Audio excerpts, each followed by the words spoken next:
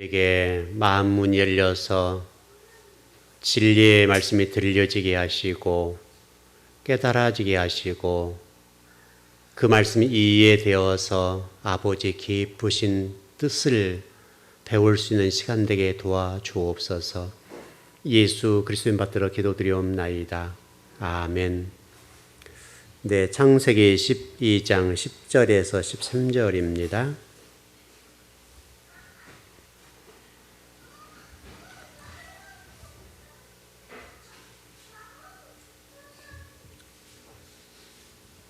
(10절에서) 13절입니다.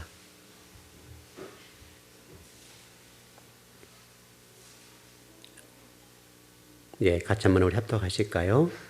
그 땅에 기근이 들었으므로 아브라함이 애굽에 거류하려고 거리로 내려갔으니 이는 그 땅에 기근이 심하였습니다. 그가 애굽에 가까이 이르렀을 때에 그의 아내 사레에게 말하되 내가 알기에 그대는 아리따운 여인이라. 애굽 사람이 그대를 볼 때에 이르기를 이는 그의 아내라 하여 나는 죽이고 그대는 살리리니 원하건대 그대는 나의 누이라 하라. 그러면 내가 그대로 말미암아 안전하고 내 목숨이 그대로 말미암아 보존되리라 하니라. 아멘. 네, 우리 인생의 기근의 문제와 영적인 가람을 느끼게 되는 이제 근본적인 이유들이요. 결국 말씀을 가지지 못하기 때문에 그렇죠. 그러니까 말씀을 우리가 뼈에 새기고 가지고 있다면 그 말씀들이 그때그때 생각날 거 아니에요. 말씀도 처리해주고.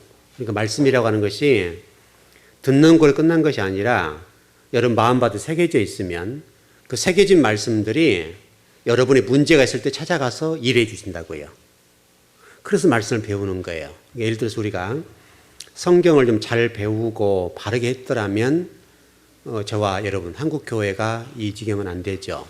예를 들어서 지난해 수요일에 말씀드렸던 것처럼 창세기 1장 1절만 좀 제대로 해석해 주었더라도 번역을 해 주었더라도 훨씬 더 성숙한 한국교회가 됐을 거예요. 그러니까 이 창세기 1장에 에트라는 단어 하나가 에트라는 단어를 제대로 해석해 주었다면 에트 이렇게 돼 있는 단어인데 이 단어를 잘 해석해 주었다면 번역했다면 아마도 이 정도는 안 갈 거예요. 왜?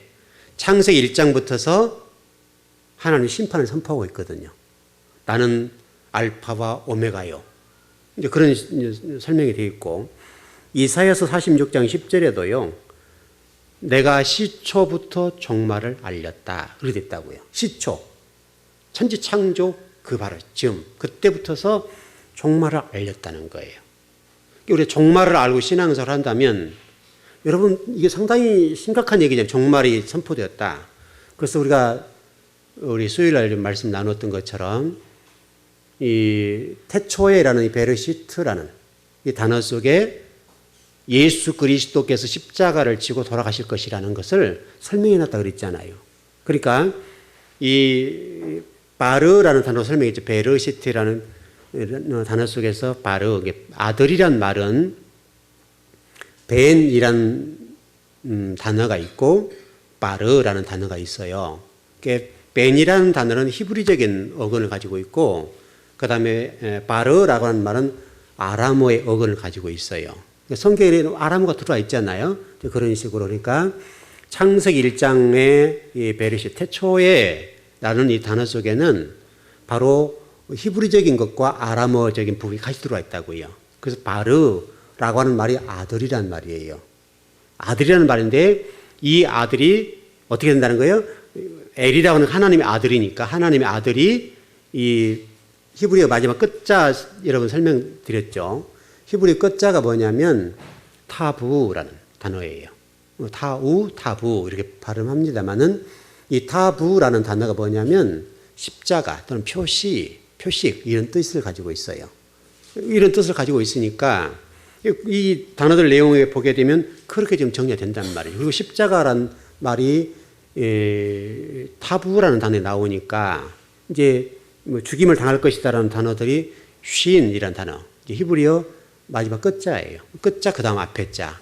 쉰, 그 다음에 신, 타우 이렇게 돼 있으니까 그 쉰이라는 단어인데 이 쉰이라는 단어가 이빨이라는 뜻도 있어요. 이빨이라는 뜻도 있고 죽임을 당한다라는 뜻을 가지고 있어요. 그러니까 이 베르시트라는 단어 속에는 하나님의 아들 예수 그리스도가 십자가에서 못 박혀 죽을 것이다. 미래형이잖아요. 미래형으로 십자가에 못 박혀 죽을 것이다. 이렇게 지금 설명이 됐단 말이죠. 그래서 하나님의 아들이 십자가 위에 그의 손이 매달려서, 손이라는 단어도 다 나와 있습니다. 손이 매달려서 매달린 채 죽게 될 것이다. 미래형으로 이렇게 설명해 놨단 말이죠. 그러니까 우리가 창세기 1장 1절만 제대로 해석해 주었더라도 우리 신앙이 훨씬 더 성숙했을 거예요. 구속사가 다 정리가 돼버렸으니까. 그리고 이 말은 곧 저와 여러분이 어떻게 된다는 거예요? 예수님이 십자가에 돌아가실 것이니까 너희들도 어떻게 하는 거예요? 십자가에 죽어야 된다. 그 말이잖아요, 결국은. 예수님 돌아가시면 끝나는 것이 아니라 저와 여러분 죽어야 된다고요. 여러분도 저도 십자가에 죽어야 비로소 그때부터 하나님 나라가 세워지는 거예요. 내가 살아있는 동안에는 하나님 나라가 될 수가 없어요. 그래서 히브리어 이 창세기 1장 1절의 단어는 7마디로 되어 있어요. 7단어. 7단어로 되어 있는데 이 7단어 안에 하나님의 구속사가 그대로 들어가 있어요. 여러분 수요일에 좀 반복하는 거예요. 잘 기억해 주세요. 그래서 이 7마디의 7단어 속에 하나님의 이 구속사가 신비적으로 숨겨져 있어요. 창세기 1장만으로 잘 해석해주고 번역을 했더라면 훨씬 우리 신앙생활이 십자가 중심으로 하나님 중심으로 했을 거란 말이죠. 우리 땅을 지향하지 않고 땅 중심으로 가지 않고 하나님 이미 종말을 예언해 놓고 출발하는 거예요. 종말을 예언해 놓고 출발해서 이사야 46장에 한번 찾아보십시다. 10절을 한번 보세요. 이사야 46장 10절입니다.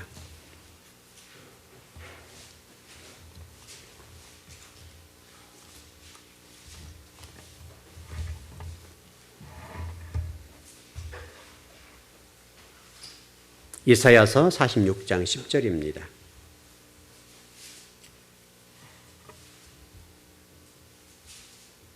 네, 46장 이사야서 제 성경으로는 1025쪽에 있습니다. 네, 한번 다 보십시오. 네, 같이 한번 시작. 내가 시초부터 종말을 알리며 아직 이루지 아니한 일을 옛적부터 보이고 이러기를 나의 뜻이 설 것이니 내가 나의 모든 기뻐하는 것을 이루리라 하였노라. 잘 보십시오, 여러분. 내가 언제부터?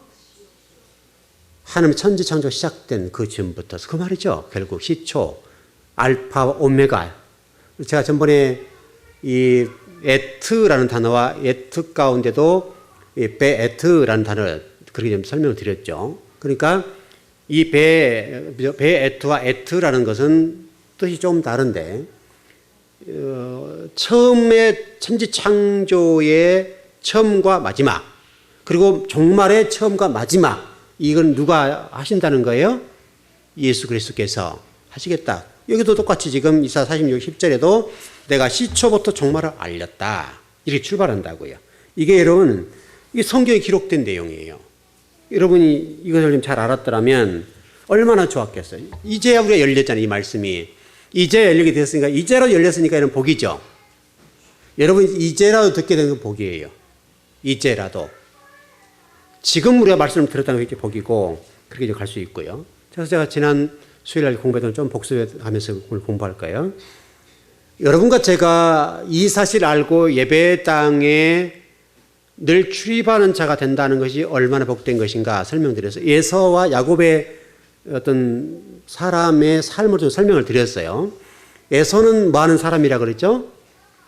에서는 사냥꾼, 늘 들 나가서 사냥한 사람이고 야곱은 장막에 우거하는 사람이에요. 늘 장막에. 성경이 이게 지금 굉장히 중요하게 다루고 있단 말이죠. 그러니까 여러분들이 야곱에 대한 편견이 있으신데 그동안에 이제 우리가 말씀을 배울 때 야곱은 나쁜 놈이다 이런 식으로 배웠단 말이죠. 그런데 여러분 야곱은 성경적으로 되어 있질 않아요.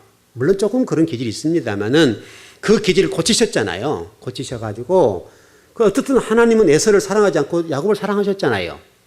그건 우리 관점에서 야곱은 나쁜 놈, 뭐 사기친 놈 이렇게 될지 몰라도 그는 하나님은 야곱을 그렇게 평가하지 않아요. 아브라함, 이삭, 야곱 이 세 사람은 여러분 아브라함이 하나님, 이삭이 야곱이 하나님이잖아요. 여러분과 제게는 누구의 하나님이라 이름을 붙이지 못해요. 아브라함이 하나님, 이삭이 하나님, 야곱이 하나님. 유일하게 이 세 분에게만 이름에 하나님을 붙인단 말이죠. 그렇게 본다고 한다면 대단한 사람들인 거죠.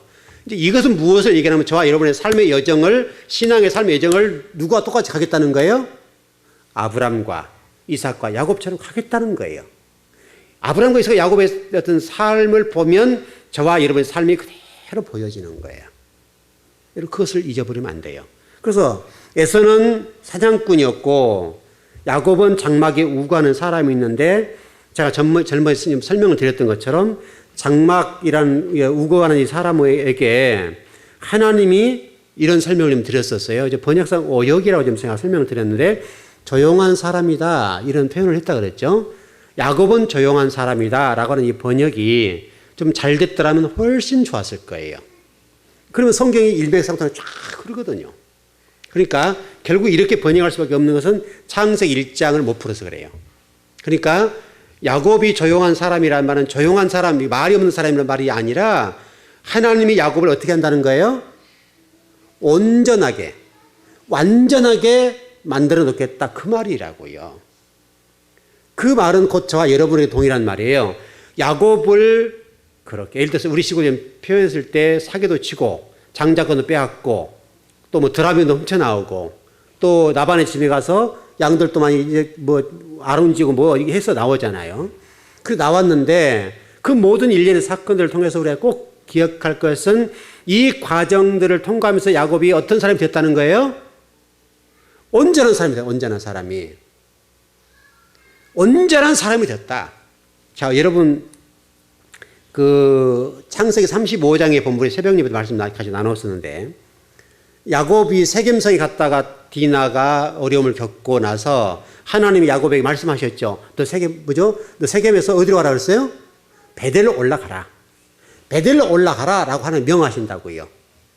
명하셨는데 그때 야곱이 깨달은 거예요. 진리 말씀을 깨닫고 아마도 그런 생각했을 거예요. 내가 하나님을 피해서 도망가가지고 세겜으로 도망가니까 이 가정이 이렇게 무너지는구나.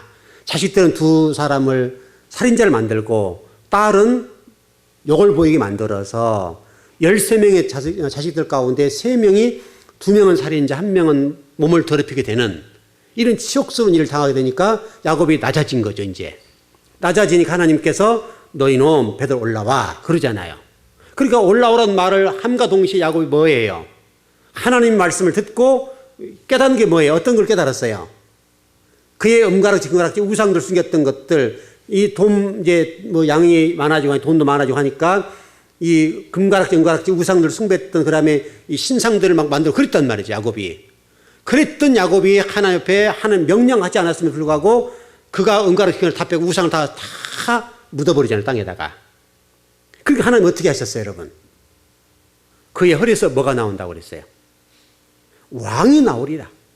네 허리에서 왕이 나온다. 이건 물론 이스라엘 왕이 뿐만 아니라 그 누가 나왔어요? 예수 그리스도. 누구를 통해 나왔어요? 유다를 통해서 여러분 예수 그리스도 나왔단 말이에요. 그러니까 여러분 지금 이 야곱의 아들들의 허리에서 왕이 나왔다. 멜렉 왕이 나왔다는 말은 정말 중요한 거예요. 여러분 아무 혈통에서나 여러분 예수 그리스도 나올 수 있습니까, 여러분? 그러나 야곱의 허리에서 만왕의 왕 되시고 알파 오메가 되시고 처음과 나중 되신 그 예수 그리스도, 그 예수 그리스도께서 야곱의 허리에서 나왔다. 야곱의 허리에서. 그러니까 야곱이 세겜에서 베델로 올라가니까 베델 하나님, 엘은 하나님이고 베델, 벳이란 말은 여러분 뭐예요? 무슨 집이에요? 베델, 하나님의 집이죠, 여러분. 집. 하나님의 집이라는 말이니까 하나님 집. 다시 설명하면 성전, 우리 식으로 얘기하면 성전을 올라가니까, 예배하는 장소 올라가니까, 하나님 마음에 합한 장소 올라가니까 하나님이 마음이 너무너무 좋으셔가지고 이제 야곱에게 복을 베풀어 주시기 시작하는 거예요. 그리고 그의 모든 우상 숭배한 것들을 싹 내려놔서 땅에다 묻어버린단 말이죠. 그러니까 너 허리에서 왕이 나오게 될 것이고, 그리고 네 땅에 대해서, 네 명예에 대해서 모든 복들을 다 주신다고요. 거기서. 그러니까 여러분들이 말씀대로 걸어가면 손해 난 것 같잖아요. 하나님이 야곱이 자기 마음대로 걸어갈 때 어떻게 됐어요, 여러분? 그의 삶이 허덕거리게 되고 모욕을 당하게 되고 자식들 살인자를 만들게 되고 치욕스러운 이런 일들을 겪게 된단 말이죠. 그러나 비록 힘든 길이고 토라의 길을 따라 걷는 것은 죽을 것처럼 보이는데, 그리고 하나님이 베델을 올라가게 되니까 야곱에게 복을 베푸셔가지고 왕의 네 허리에서 왕이 나오고 네 자식들이 복을 받고 네가 땅에 땅도 복 주셨죠, 여러분. 여러분 창세기 35장 읽어보세요. 땅에다가 복을 주신다. 땅의 복. 우리 식으로 얘기하면 물질적인 복. 물론 땅의 복이라는 말이 꼭 땅 부분도 있습니다만 마음의 복. 여러분이 평안하다. 여러분 진리 말씀에 가득 채워져서 무엇으로 셈할 수 없는 평강과 무엇으로 평가할 수 없는 행복이 여러분 주어진다고 한다면 여러분 얼마나 복이겠어요, 여러분. 이 복은요, 이 마음 땅에 떨어진 복은 아무래도 줄 수 없는 거예요. 이 평강의 하나님 여러분들의 복을 주실 때 마음이 편하고 어떤 일이 와도 주님 십자가를 저도 줬어. 내가 가시밭길을 걸어도 줬어. 내가 이 고난이 와도 주님 주었습니다. 너무 감사합니다. 나 같은 게 무엇이기에 나를 훈련시켜서 하나님 자녀 삼으시려고 이렇게 하나님이 애를 쓰시나요?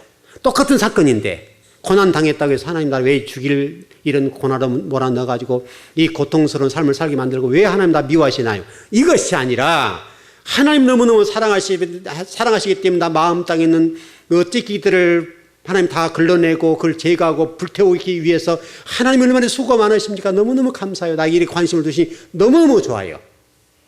방향이 다르죠. 똑같은 사건도 어떻게 신앙적으로 처리할 것이 인간적으로 처리할 것에 따라서 상황이 전혀 달라지는 거예요. 전혀 달라지는 거. 여러분에게 주어진 어떤 어려운 일이 있으시면 하나님 왜 이러세요? 이렇게 하지 마시고 하나님 너무너무 저를 사랑해 주고 고맙고 내가 무엇인데 하나님에게 일을 쓰시고 제 마음 땅에 무엇이 하기도 찢기가 있기에 하나님께 수고하시나요? 나를 사랑하시니 너무 감사해요. 여러분 다르잖아요. 여러분 기도 내용이. 여러분 보십시오. 여러분 다윗을 보십시오. 사울에 쫓길 때는 보세요. 여러분 다윗의 기도가 이런 변하고 있다는 것을 잊어버리면 안 돼요. 다윗이 처음에요. 사울에게 쫓기고 저 일을 당할 때 하나님께 원망합니다. 하나님 왜 그러세요? 이런 식이에요. 하나님 왜 그래요? 왜 하나님 저 사람을 나에게 왕을 붙여서 나에게 이렇게 고난을 주시나 하나님 제발 좀 저 왕을 치세요. 이런 식이라고요. 기도가. 여러분 압살롬이 여러분 또 다윗 쫓잖아요. 죽이려고 그러잖아요. 이제 그때부터서 다윗이 달라지기 시작해요. 원망하고 불평하고 하나님 왜 나에게 곤욕을 당하고 이렇게 비난하게 만들고 이 환난을 당하게 하고 하나님 왜 그러세요? 하나님 환난을 없애주세요. 하나님 치워주세요. 이런 기도였어요. 그런데요 다윗이 어느 날 영적으로 성숙해지고 사울, 압살롬 이런 과정을 거치면서 하나님을 찬양합니다. 하나님을 사랑합니다. 여러분 이렇게 바뀌었어요. 기도 제목이 제구하고 쳐달라고 기도하고 문제를 해결하라고 기도했던 그 기도 제목이 그 기도를 떠나서 하나님 사랑합니다. 하나님 저를 얼마나 사랑하시게 이렇게도 하시나요? 여러분 다윗 기도를 한번 보세요. 다윗의 말씀 읽어보세요. 다윗이 그런 고난을 겪으면서 완전히 새로운 사람이 됐어요. 똑같은 사건, 똑같은 환경을 볼 때에 과거에는 원망하고 불평하고 이것을 치워달라고 기도했던 다윗이요. 어느 순간부터서 그걸 바라보면서 감사해요. 찬양을 하기 시작해요. 하나님 높여요. 제일 거해달 기도하지 않는다고요. 문제를 해결해달라고 기도하지 않는다는 말이죠. 그 기간이 이러면 다윗이 왕으로 세워지기까지 그래요. 그리고 그 헤브론에 7년 동안 왕 노릇 동안에도 생각해 보십시오. 왕은 왕인데 고을 하나 정도의 왕이니까 이런 왕입니까 그게? 7년 동안 철치부심하잖아요.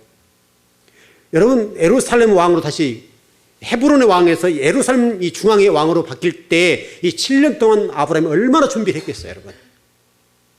이 예루살렘 성에 입성하려고요, 왕다운 왕이 되기 위해서 이 헤브론의 정말 한 고을에 사람도 작은 인구, 요즘 우리 식으로 군수 정도 수준밖에 안 되는 그런 왕이었단 말이죠. 근데 이게 설치부심하고 결국은 이 예루살렘 왕으로 가잖아요. 7년 동안에 있다가. 이런 과정을 거치는 동안에 다윗이 왕다운 왕이 돼요. 그때부터는 무슨 왕이 됩니까? 성군. 여러분, 이스라엘 왕 중에 최고의 왕이 누구예요? 다윗이잖아요, 다윗. 그러니까 그 기도가 과거에는 원망하고 불평하고 하나님 왜 이런 사건을 붙이셨어요? 왜 나에게 힘들게 하세요? 왜 사울을 붙이세요? 왜 압살롬을 이러세요? 이런 다윗의 기도예요. 그러나 나중에 그가 영적으로 성숙해지고 진리가 임하고 하나님의 임재가 임하고 그 성숙한 사람이 되고 마음 땅이 기경되니까 기도로 이제 하나님께 찬양을 해요. 찬양. 바뀌었어요, 기도가. 그러면 그에게 어려움이 없었습니까, 여러분? 얼마나 많은 전쟁이 있었습니까? 그가 손에 얼마나 많은 피를 묻혔냐고요. 네가 손에 많이 피를 묻혔기 때문에 성전 못 지어 그랬잖아요. 그리고 성전에 지을 모든 것들을 다 준비했잖아요. 하나님께서 다윗을 얼마나 이뻐하셨겠어요. 생각해 보세요. 여러분, 우리 입장에 생각해 보면 너희는 네가 손 피 많이 묻혔어요. 너는 성전 못 짓는다. 그럼 하나님 알아서 하세요. 이렇게 되잖아요, 우리가. 그런데요, 다윗은요, 자신이 성전을 지을 수 없으니까 성전의 모든 걸 다 준비해요. 다 완벽하게 준비해놓고 아둘라임 성전을 짓게 만들어요. 여러분, 이게 쉬운 일 아니에요. 여러분에게 만약 하나님이 복을 주셔야 되겠는데 안 주시고 어떤 유보하시거나 아들들에게 복을 주신다, 막 이렇게 한다 해보십시오. 왜 요즘식으로 이게 돌잖아요. 꼭지가 돌잖아요. 하나님이 왜 이러셔? 해가지고 안 한다고, 일을. 근데 다윗은 성전을 지을 수 없고 손에다 피를 많이 묻혔으니까 너는 성전 지을 수 없다. 네, 하나님 알겠습니다. 그리고 여러분, 성전에 지을 모든 성물들 뿐만 아니라 성물 기구들, 이 성전에 필요한 것들 다 준비하잖아요. 여러분, 이게 보통 신앙입니까, 여러분? 이게 완전을 향해서 가는 거예요. 그러니까 하나님이 다윗을 사울과 압살롬과 수많은 사건을 통해서 하고 싶은 게 지금 뭐예요? 완전한 자, 온전한 자로 세우시기 위해서 콘으로 모신 거예요. 여러분도 똑같아요. 여러분을 하나님이 때로는 어려움도 주시고 또는 고통스러운 삶을 몰아넣으시는데 그 일은 여러분이 미워서가 아니에요. 정말 사랑하시기 때문에, 너무너무 사랑하시기 때문에 여러분과 저를 고난으로, 어려움으로 모세요. 그래야 온전한 사람이 되니까 우리 마음 땅을 기경하고 생각을 바꾸고 하나님을 찬양하게 만들고 원망하고 불평하고 왜 하나님 이렇게 하세요? 저렇게 하세요? 마음이 안 들어 했던 이 다윗과 같은 마음들이 어느 순간 하나님 이 마음이 바뀌어지니까 모든 것들이 감사를 보이는 거예요. 이것도 감사, 저것도 감사. 하나님 저것도 좋아요. 하나님 감사해요. 다 바뀌는 거예요. 사건과 환경 상황은 전혀 안 바뀌었어요. 다윗이 바뀌니까 기도가 바뀌어요. 여러분이 바뀌면 이 환경이 짜증나고 불평했던 것들이 감사로 바뀌어요. 여러분 자녀들을 대할 때 아시죠? 여러분 영적으로 충만하지만 자녀가 좀 때를 쓰거나 말 안 되면 어떻게 해요? 아, 내가 기도 못해서 그렇지. 더 해야 기도해야 되겠지. 그렇게 된단 말이죠. 근데 여러분 마음 땅에 이 마음이 상해있거나 어떤 영적으로 충만하지 못하게 되면 자녀들이 좀 짜증을 부리거나 뭐 하게 되면 어떻게 해요, 여러분? 더 화를 내고서 짜증을 내버리잖아요. 애는 지금 나의 관심을 가져달라고 얘기하는 건데 애들이 그렇잖아요, 여러분. 관심 가져달라고 짜증을 부리고 그런 건데 그것다 대고 막 회초리를 가하거나 그냥 분노를 담아서 때리는 거죠. 그럼 이 아이가 상처가 가겠어 안 가겠어요? 그대로 흘러가는 거죠. 그러나 여러분 영적으로 충만해지고 정말 이런 진리가 충만해서 영적으로 만족해 어떤 그런 삶들을 살게 되면 자녀들이 그렇게 되면 내가 기도하지 못한 죄지 이렇게 되는 거죠. 똑같은 환경, 똑같은 상황인데 내용이 다른. 내가 바뀌게 되면 내용이 달라, 기도 내용들이.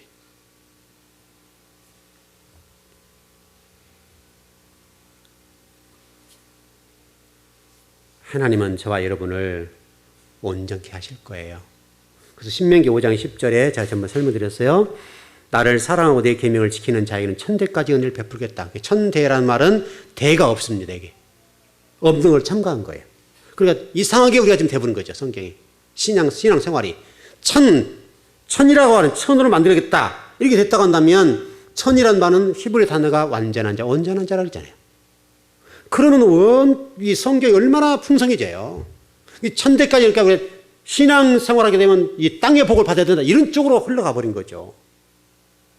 여러분, 땅의 복은요, 아까 우리 야곱 설명드렸던 것처럼 여러분이 진리 말씀 따라 하나님 마음에 합한 자가 되게 되면 하나님이 직접 말씀하신 하나님 저 허리에서 왕 나오게 해본 적 있어요, 없어요? 야곱이 그런 길 해본 적이 없는데도 불구하고 하나님 마음이 합하고 마음이 기쁘시니까 하나님 너무너무 좋아해 버리니까 야곱에게 네 허리에서 내가 왕 세워줄게. 그리고 네 자신을 복을 주고 땅 줄 거야. 다 복을 줘버리잖아요, 여러분. 하나님 마음이 감동되면 우리가 하나님 복 달라고 하지 않아도 여러분 복을 주신단 말이죠. 여러분, 그것은 영적인 원리예요, 원리. 여러분이 복을 달라고 해서 하나님 복을 주시겠어요, 여러분? 하나님은 그 정도로 우리 기도에 대해서 그렇게 신빙성이 있습니까? 우리가 하나님 마음에 합하고 하나님 기뻐하실 만한 어떤 신앙의 진리에 따라서 걸어가게 되면 하나님 마음이 기쁘셔가지고 그냥 말씀하지 않아도 복을 주신다고요. 여러분, 자녀들이 여러분에게 똑같지 않습니까? 여러분, 하나님 마음이 똑같잖아요. 아버지, 아들이죠. 예, 그렇다. 그러니까 돈 주세요. 여러분, 그렇다고 막 돈 주나요? 자식들이 와가지고 하다못해 어깨라도 주물러 주면서 아버지, 아빠, 엄마 해가면서 이렇게 좀 예쁜 짓도 좀 하고 그러면 마음이 동해서 그냥 지갑 열어주잖아요, 여러분. 그러지 않습니까? 똑같은 얘기죠. 안 달라 해도 벌써 눈치를 채잖아요. 안 달라 해도 저놈이 뭐 필요하구나.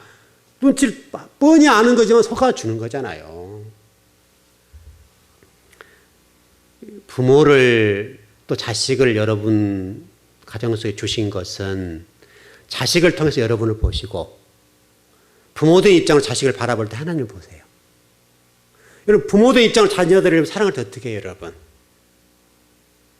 길을 걸을 때 저놈이 잘 갔다 올 것인가 걱정하잖아요. 벌써 여러분, 아이들이 집을 나서는 순간에 걱정이 안 해요. 걱정하죠. 그게 부모 마음이잖아요. 하나님은 어떻게 했어요, 여러분? 하나님도 똑같습니다. 하나님 여러분 절대 멀리 계신 분이 아니에요. 여러분, 하나님 어디 계세요? 하나님 어디 계세요? 하나님 나라 저 공중에 이렇게 계시나요? 하늘나라 저 위에 계시나요? 하나님 어디 계세요, 여러분? 여기 계시잖아요. 여기 계세요. 여기 안에. 하나님 함께라는 말 제가 설명드렸어요. 하나님 함께라는 동행의 개념이잖아요.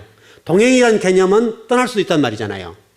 하나님은 어디 계신다고요? 동행이 아니라 어디? 내 안에. 동행이라는 번역이 조금 좀 이게 함께라는 이 동행의 개념보다는 이 번역을 바르게 했다면 좋았는데 함께라는 개념이 아니라 너 안에. 그렇게 되면 좋죠. 우리가 이제 여기 한 5분 남았어요. 이제 복습하다 보니까 왔어요. 자, 하나님 일이 뭐냐고 제가 지난 수요일 질문을 드렸어요. 하나님 일이 뭐죠, 여러분? 네. 여러분, 하나님 일이 뭐예요? 하나님 일. 하나님 일이 뭡니까, 여러분? 하나님이 아담에게 이것이 하나님 일이야 라고 말씀하신 하나님 일이 뭡니까?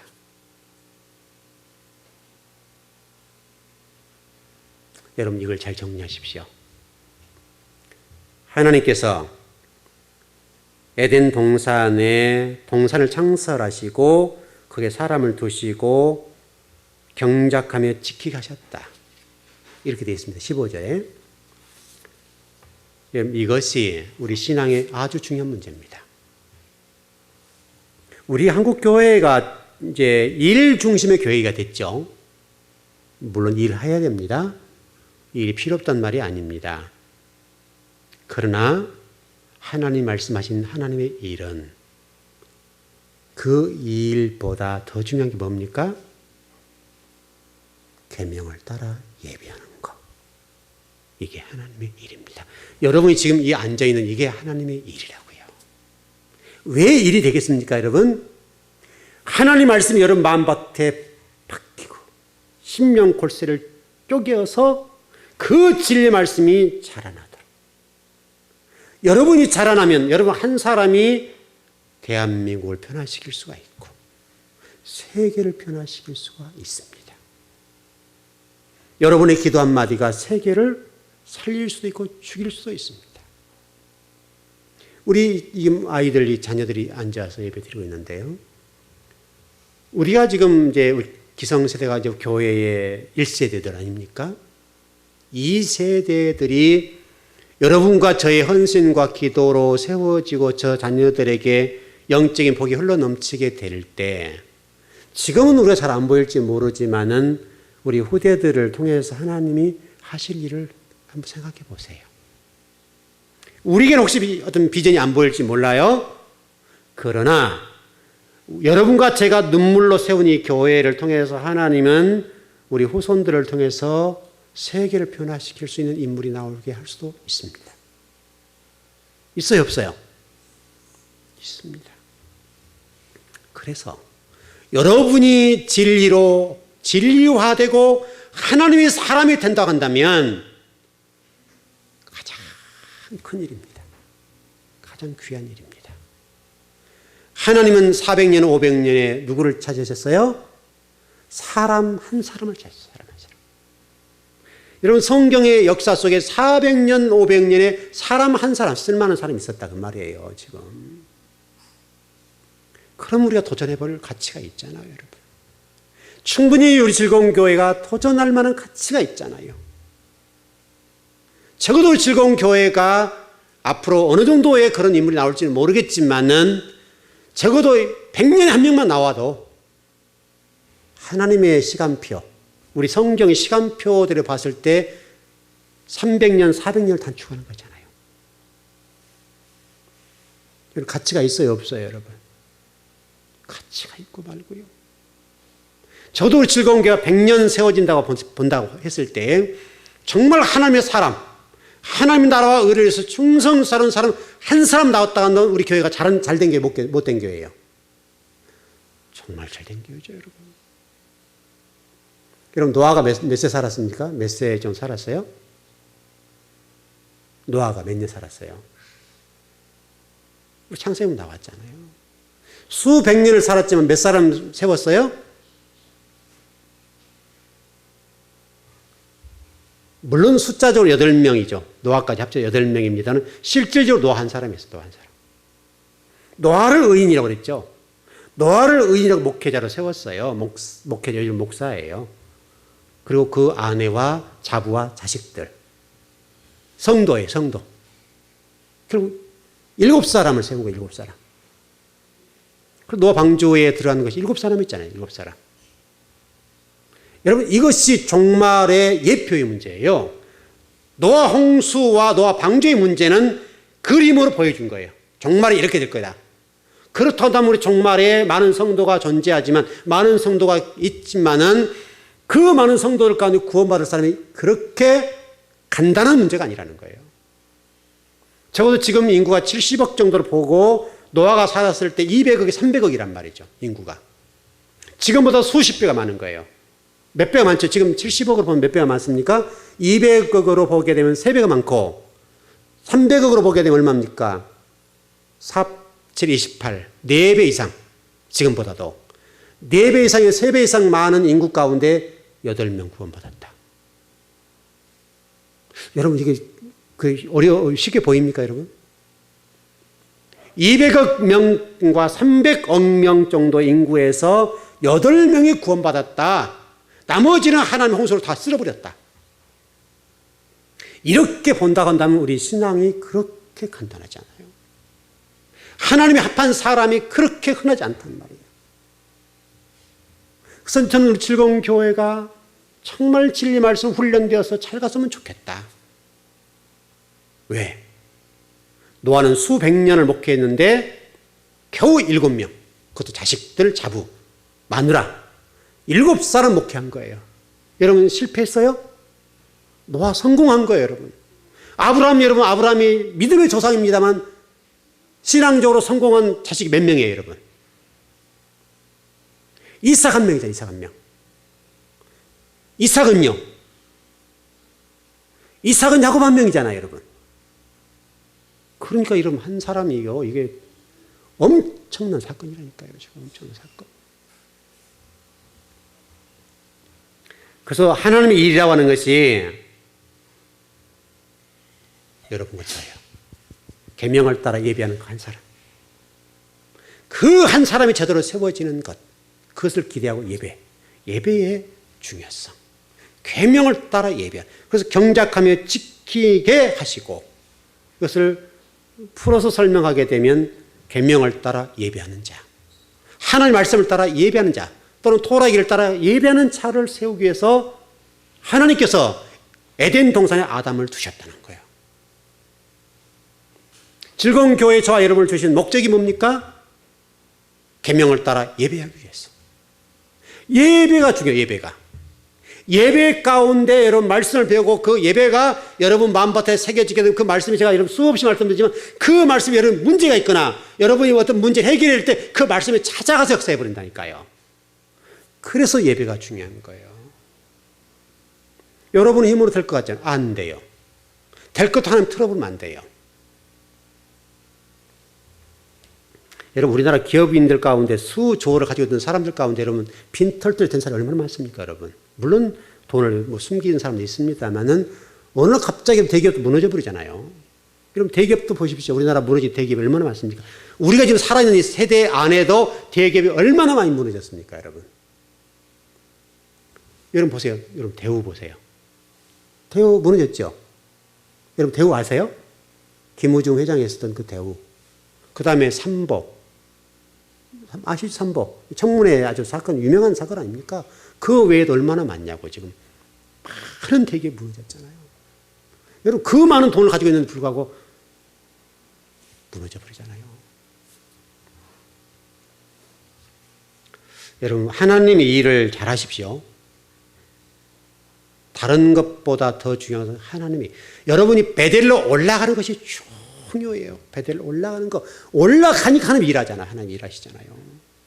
하나님 지금도 베델에서 여러분을 기다리세요. 야곱을 계속 기다리고 계셨던 거예요. 하나님께서 세겜으로 갈 때까지 보고 계셨잖아요, 여러분. 이놈 두고 봐라 하신 거잖아요. 그리고 급하니까 하나님 불어 올르시 베델로 가 그러잖아요. 올라가니까 그때부터 하나님 일하시 역사하시고 그 마음밭에 영적인 깨닫게 되니까 모든 우상을 다 타파하고 땅에다 묻어버리고, 그리고 하나님 말씀에 따라 예배하는 자가 되게 되니까 하나님께서 그의 복을 부어주시는데 주체할 수 없는 복을 주시는. 그리고 여러분 그 야곱이 뭐가 됩니까? 이스라엘이 돼. 이스라엘이 나라가 되어버렸어요. 나라가 한 가정이 나라가 되어버렸다.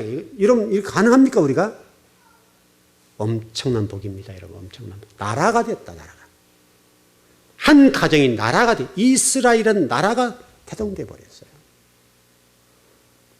이거는요 무엇으로 살 수 없는 복이에요. 정말 여러분 복을 받고 싶으시나요? 그러시다면 하나님 일을 잘하세요. 예배 잘 드리세요. 예배. 목숨 걸고 하세요. 목숨 걸고. 예배에 목숨을 걸고 예배에 정말 부진하게 달려오는 그런 성도가 되면요, 하나님이 여러분을 기억하시고 여러분 장대뿐만 아니라 자손들, 여러분 후손들이요, 하나님이 기억해버린다니까. 기억해버려요. 그 복을 받으셔야 돼요. 여러분 그 복을. 여러분 물질이라고 하는 것은요 오늘 또 없어질 수 있어요. 하나님 부르면 끝나요. 그럼 하나님이 주신 복은 안 그래요. 정말 저는 우리 즐거운 교회 성도들이 지혜로웠으면 좋겠어요. 하는 복을 받았으면 좋겠어요. 목사로서 가장 소망한 게 뭐냐면 제발 우리 즐거운 교회 성도들이 복을 받았으면 좋겠다. 그리고 성도들이 그렇게 간증할 수 있다면 너무 좋겠다. 하나님이 인정하실 만한 복, 그걸 받으십시오. 여러분 모두에게 그런 복이 넘치길 바랍니다. 기도하겠습니다.